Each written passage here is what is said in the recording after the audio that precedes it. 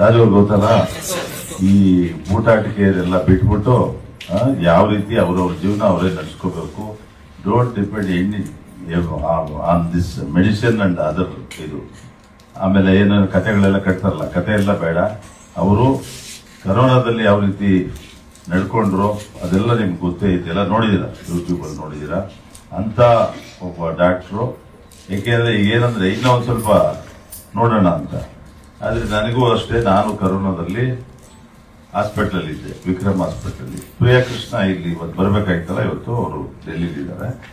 ಅವರು in spite of not affecting with the corona ನನ್ನ ಜೊತೆನಲ್ಲಿದ್ದು ಈ ಟುಕ್ ಕೇರ್ ಆಫ್ ಮೀ. ಒಂದು ನಾವು ಒಳ್ಳೇದು ಮಾಡಿದ್ರೆ ನಾನು ಹೇಳಿದ್ ಕೇಳಿ, ಅವ್ನು ಬಂದು ಜೊತೆನಲ್ಲಿ ಡಾಕ್ಟರ್ ಎಲ್ಲ ಹೇಳಿದ್ರು ಇರಬಾರ್ದು ಇಲ್ಲಿ ಅಂತ.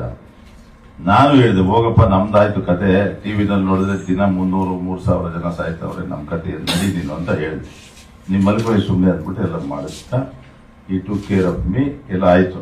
ಏನೋ ಮಕ್ಕಳಿಗೆ ಯಾವ ರೀತಿ ನೋಡ್ಕೊಂತಾರೆ ಎಲ್ಲ ಚೆನ್ನಾಗಿ ನೋಡ್ಕೊಂಡು ಆಯ್ತು. ಒಂದು 6 ದಿವಸ 7 ದಿವಸ ಆದ್ಮೇಲೆ ಒಬ್ಬರು ಡಾಕ್ಟರ್ ಬಂದ್ರು, ಚಿಕ್ಕ ಹುಡುಗ ಇನ್ನ ಶಶಿ ಅಂತ. ಸರ್ ನೀವು ಇರ್ಬೇಡಿ ಸರ್, ಹೋಗಿ ಸರ್, ರಿಲ್ಯಾಪ್ಸ್ ಆಗ್ಬಿಟ್ರೆ ಕಷ್ಟ ಆಗ್ತದೆ ಅಂತ. ನಾನು ಯಾರಪ್ಪ ಡಾಕ್ಟರ್ಗಳೆಲ್ಲ ಎಳಿಯಕ್ಕೆ ನೋಡ್ತಾರೆ, ಇನ್ನೂ ಒಂದು 4 ದಿವಸ ಇತ್ತು ಅಂತ ಮಾಡ್ತಾರೆ ಅಂತ ನಾನು ತಿಳ್ಕೊಂಡೆ. ಗೊತ್ತಾಯ್ತಾ? ಯಾಕಪ್ಪ ಹಿಂಗೆ ಹೇಳ್ತಾ ಇದ್ದೀನಿ ಅಂತ. ಇಲ್ಲ ಸರ್ ನೀವು ಹೋಗಿ ಸರ್ ದಯವಿಟ್ಟು ಸರ್ ಅಂತ. ನಾನು ಹಿಂಗೇನು ಡಾಕ್ಟ್ರು ಒಳ್ಳೆ ಡಾಕ್ಟರ್ ಎಲ್ಲ ಇವ್ರು ಅಂದ್ಕೊಂಡು ನಾನು ಬಂದೆ. ಅದೇ ಥರ ಡಾಕ್ಟ್ರು ಇವರು. ಆಮೇಲೆ ತಿರ್ಗಾ ಮತ್ತೆ 2 ದಿವಸ ಬಿಟ್ಕೊಂಡು ಬಂದ. ನಾನು ಕೇಳಿದೆ ಡಾಕ್ಟರ್ ಸ್ಯಾಚುರೇಷನ್ ಕಡಿಮೆ ಇದೆ ಏನೋ ಹೇಳಿದ್ರು. ಸರಿ ಕಂಟಿನ್ಯೂ ಮಾಡಿದೆ. ಮತ್ತೆ 2 ದಿವಸ ಬಿಟ್ಕೊಂಡು ಬಂದ.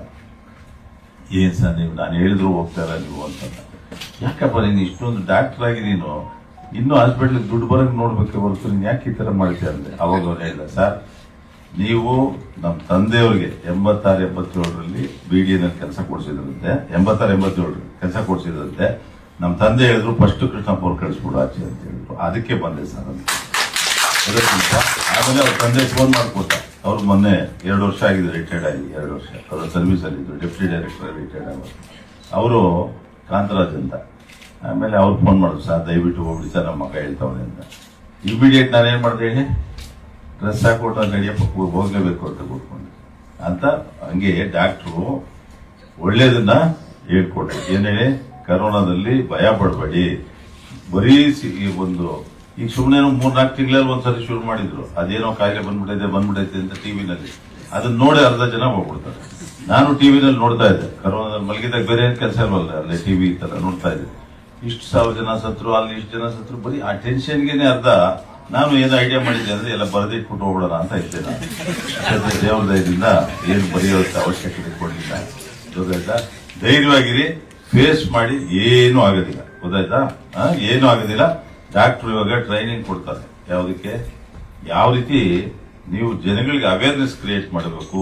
ಈ ಫಾರ್ಮಾಸ್ಯೂಟಿಕಲ್ ಲಾಬಿ ಯಾವ ರೀತಿ ನಮ್ಮನ್ನ ತುಳಿತಾ ಐತೆ ಅದನ್ನೆಲ್ಲ.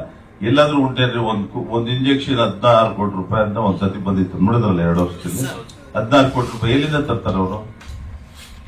ಆಮೇಲೆ ನಾವು ಬೈತಾನೆ ಅಂತ ತಿಳ್ಕೊಬೇಡಿ. It is the fundamental duty of the government, whether it is 16 crores or 30 crores ಮಾಡಬೇಕಾದ ಜವಾಬ್ದಾರಿ ಯಾರ್ದು. ಅದನ್ನ ಡೊನೇಷನ್ ಎತ್ತಿ ಮಾಡುವಂತ ಅವಶ್ಯಕತೆ ಇಲ್ಲ. ಗೊತ್ತಾಯ್ತಪ್ಪ? ಸ್ಟೇಟು ಸೆಂಟ್ರಲ್ ಎಲ್ಲ ಏನು ಲಕ್ಷ ಕೋಟಿ ಬಜೆಟ್ ಅಂತಾರೆ. ಸಣ್ಣದು ಒಂದು ಸಣ್ಣ ಕೆಲಸ ಮಾಡೋಕ್ಕಾಗೋದಿಲ್ಲ.